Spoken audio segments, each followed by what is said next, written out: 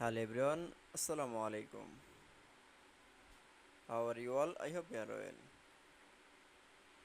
Welcome back to my channel in this new video. Today's video, how to change text box border style in Microsoft Excel. So let's start. At first, open your Excel document file. Firstly, then I show the Excel document. This get from text box. Now going to the insert menu option. Now click on the text box option. Then create a text box. This text box is the background color. Now click for the format menu option.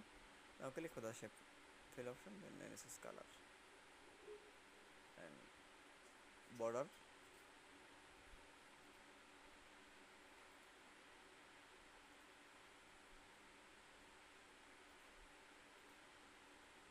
Yes, change the text box border style. Now going to the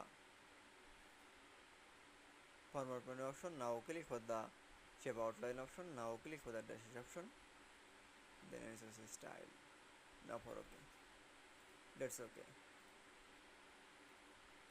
Then I show the change text box border style in Microsoft Excel. I hope to enjoy the video. Please like, comment, share and subscribe my channel. Thanks for watching.